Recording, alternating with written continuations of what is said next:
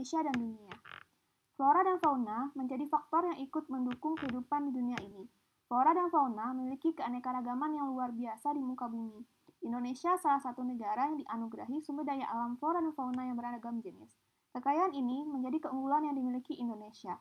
Melalui kekayaan alam tersebut, Indonesia mendapat julukan negara mega biodiversity karena keanekaragaman flora dan fauna yang mencapai lebih dari 250.000 spesies. A. Karakteristik bioma di dunia. Biosfer adalah lapisan yang terdiri dari tanah, air, dan udara, tempat berlangsungnya kehidupan. Oleh karena itu, biosfer tidak bisa dilepaskan dari atmosfer atau lapisan udara, litosfer, lapisan kulit bumi, dan juga hidrosfer, lapisan air.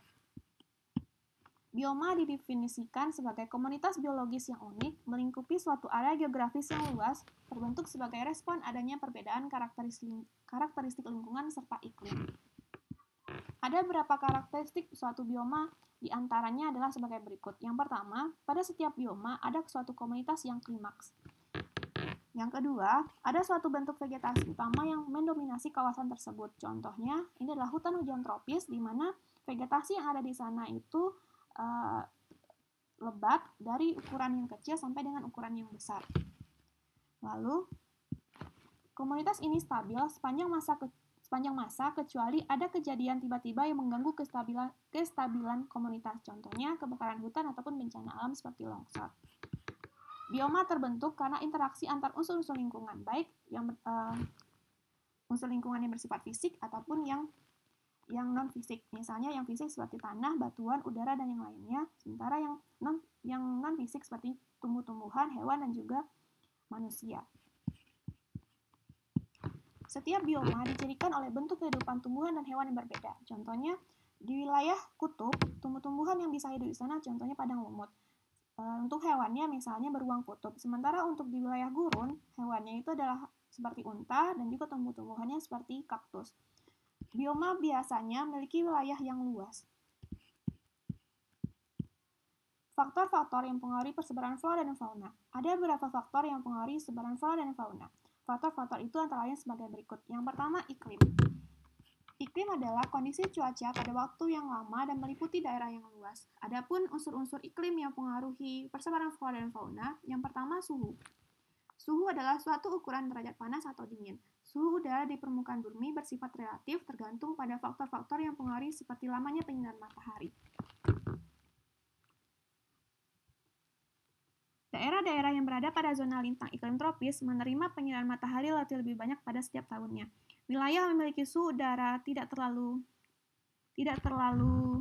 dingin atau tidak terlalu panas merupakan habitat yang sangat baik bagi sebagian besar organisme, baik manusia, hewan, maupun tumbuh-tumbuhan.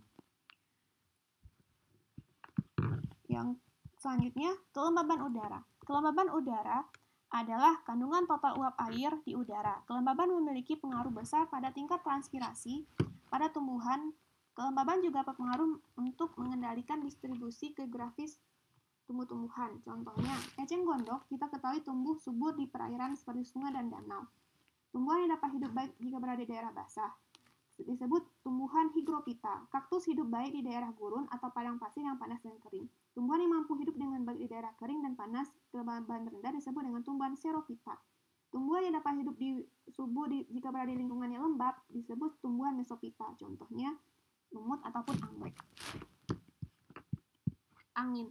Angin adalah udara yang bergerak. Angin atau gerakan udara mempunyai peranan penting dalam distribusi organisme karena angin berinteraksi dengan faktor fisik lainnya. Misalnya, angin menerbangkan serbuk bunga ke tempat yang lain sehingga tumbuhlah bunga tersebut di tempat yang lain. Lalu, curah hujan. Curah hujan merupakan hasil dari tarikan gravitasi pada uap air di atmosfer. Jumlah curah hujan tahunan sangat mempengaruhi vegetasi serta populasi hewan di daerah tersebut. Di suatu wilayah yang curah hujannya tinggi, maka tanahnya menjadi subur sehingga vegetasinya menjadi lebat ataupun banyak. Sementara wilayah yang curah hujannya rendah, biasanya vegetasi yang ada di sana itu sedikit. Lalu cahaya matahari. Jumlah cahaya, durasi, dan intensitas cahaya di suatu wilayah menentukan jenis tumbuhan dan sebaran tumbuhan itu. Lalu, fisiografis. Fisiografis berkaitan dengan topografi atau bentuk permukaan tanah seperti ketinggian, kemiringan, drainase, dan tingkat erosi tanah.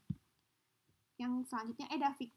Faktor edafik adalah faktor yang berkaitan dengan struktur ataupun komposisi tanah yang ditemukan di daerah tertentu.